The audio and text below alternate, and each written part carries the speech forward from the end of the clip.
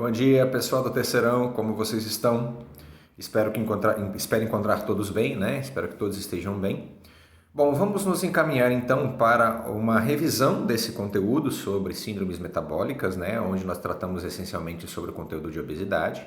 E vamos dar um encaminhamento mais para a parte final desse conteúdo, né? Conversando um pouquinho em relação a esse conteúdo para terminarmos e dar uma base de estudo maior para vocês aí.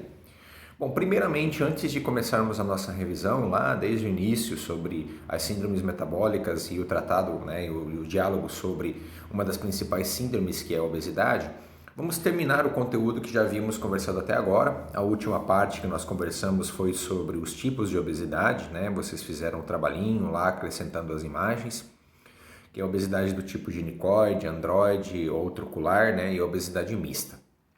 Muito bem. Bom, terminamos falando então sobre esse conteúdo. Para entendermos um pouco melhor a relação problemática que está associada à obesidade hoje no campo da fisiologia, né, no campo do funcionamento do organismo humano, a gente tem que entender que há certas tendências a serem consideradas ao aspecto da obesidade. E por isso que hoje é uma síndrome que afeta praticamente o mundo inteiro, né? Pouquíssimas regiões apresentam quadros baixos de obesidade, que está associada, como nós já havíamos conversado, a questões socioculturais e socioeconômicas também.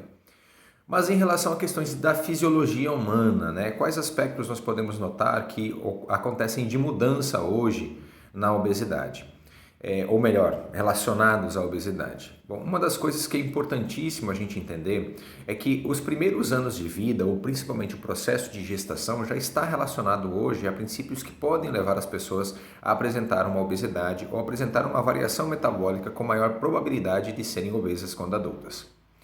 Hoje já conhecemos de forma muito ampla o fato de que crianças que geralmente nascem acima do peso ou que mantêm a primeira infância e adolescência acima do peso têm uma tendência muito maior a se tornarem adultos obesos e apresentarem os problemas relacionados à obesidade, né? Não só osteoarticulares relacionados à estrutura física humana, mas todos os problemas metabólicos relacionados à obesidade, como o aumento da incidência de câncer, o aumento da relação e diminuição dos processos reprodutores, porque um dos aspectos da obesidade, se vocês lembram, a ginicoide, né? Ela altera principalmente o aparelho reprodutor feminino. Então, primeiro, vamos entender assim, aspectos fundamentais da obesidade, ou aspectos fundamentais para transformar o indivíduo em obeso, já podem começar desde o período gestacional da mãe. Outro fato importante é que 80%, né, até 80%, existe de probabilidade em que pais obesos gerem uma criança obesa, porque não está também só, claro, relacionado às questões socioculturais e socioambientais, mas também está relacionado a princípios metabólicos, onde o organismo do pai e o organismo da mãe já estão sofrendo também alterações metabólicas. Então nós já estamos falando de ordens, de orientações hereditárias genéticas, né, com uma alteração da relação genética dos organismos paternos e maternos. Outro aspecto importante em se tratar da obesidade é que quando a mãe também, no período gestacional, tem um aumento muito grande, muito excessivo do peso corporal, da massa corporal, devido ao processo gestacional, a criança também vai ter uma tendência maior a se tornar obesa. Então é por isso que hoje há um cuidado muito grande em relação às questões de ganho de peso no período gestacional. Então vamos recapitular? Olha só.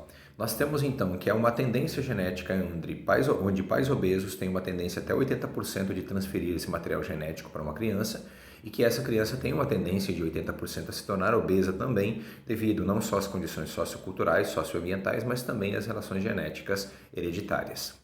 Outro aspecto é o fato de que uma criança superalimentada, supernutrida, né, ou melhor, desnutrida no ponto de vista de qualidade de alimento, né? Ela não tem um alimento com qualidade, tem muita oferta de alimento, mas esse alimento não tem qualidade, e tornando ela obesa daí também. Tem uma tendência muito maior quando a sua primeira infância ou a sua adolescência foi hiperestimulada com alimento, então a tendência dessa criança é muito maior em desenvolver-se como um indivíduo adulto obeso. E outro fato, que já acontece também desde o processo de formação do indivíduo, é que no período gestacional, como nós já havíamos dito, mães que engordam muito, que ganham muito peso corporal, também têm uma tendência de transferir uma relação de obesidade, ou seja, uma criança muito grande, uma hiperestimulação do processo metabólico, e essas crianças podem apresentar no futuro uma alteração relacionada a princípios como a obesidade. Em relação dos fatores de risco, uma das coisas importantes a gente lembrar é que a obesidade é uma doença, uma síndrome que afeta vários sistemas, tá? Praticamente todos os sistemas do corpo humano estão relacionados com a alteração quando a gente fala de obesidade. Maior incidência de câncer, como nós já havíamos dito, devido a alterações metabólicas no aumento do metabolismo celular, alterações reprodutivas, como também nós já havíamos comentado. Nós temos alterações vasculares devido a alterações dos componentes de peso, gravidade e alteração dos aspectos relacionados ao esforço cardiovascular que um indivíduo obeso apresenta, né? Ou seja, o esforço cardiovascular e cardiorrespiratório é muito maior em indivíduos obesos, então alterações cardíacas e alterações respiratórias são muito comuns em pessoas obesas, associando também a alterações vasculares, né?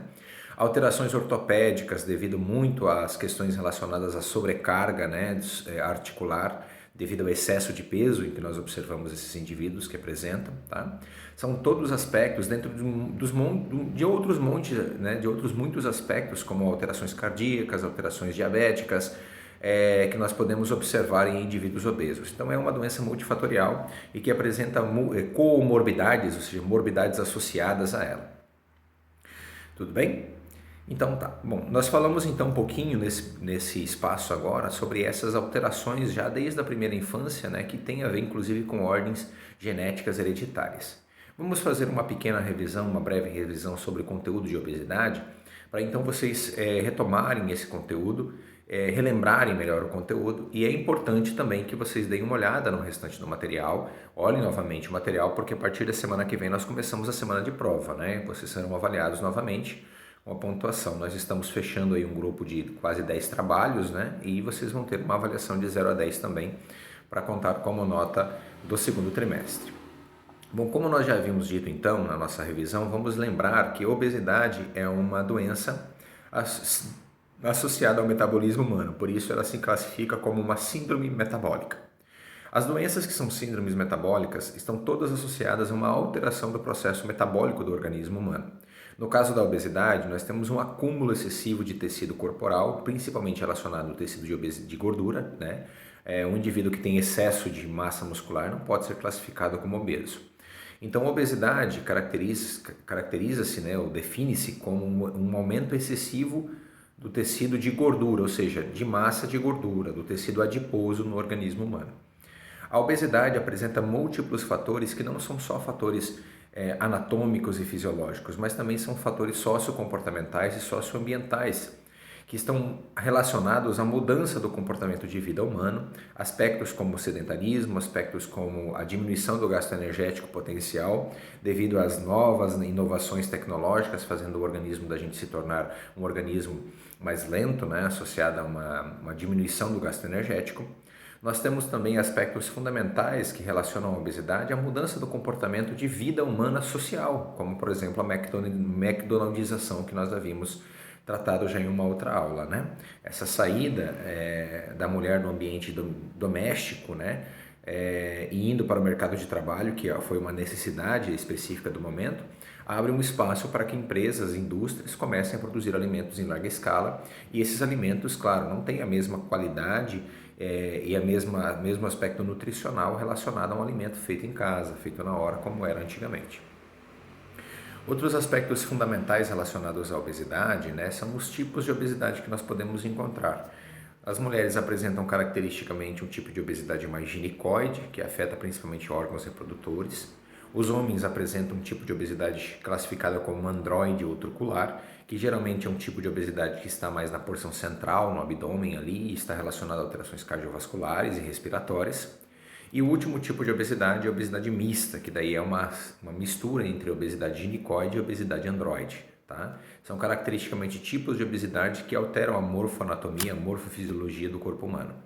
E por último, nós conversamos hoje sobre esses aspectos de alteração da obesidade que podem iniciar-se já desde a primeira infância e sobre comorbidades associadas à obesidade, que é um dos aspectos fundamentais que leva à situação de problema específico do acúmulo de indivíduos, do acúmulo de problemas relacionados à questão da saúde.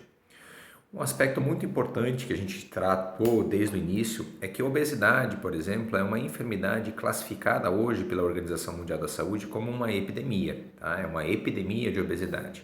É uma doença não transmissível, né? Ou seja, não é como, por exemplo, a gente está vivendo agora a pandemia do coronavírus, né? Ela não transmite de pessoa para pessoa, mas ela está associada a uma epidemia devido ao número de pessoas e justamente devido a essa mudança do comportamento social global em relação aos alimentos, em relação ao estilo de vida, sedentarismo, entre outras características relacionadas ao comportamento humano. Tá ok? Estudem, não deixem de ver os outros conteúdos, tá? Semana que vem nós vamos aplicar a prova para vocês daí. E é importante que vocês estejam afinados com esse conteúdo. Beleza? Um abraço, pessoal. Se cuidem.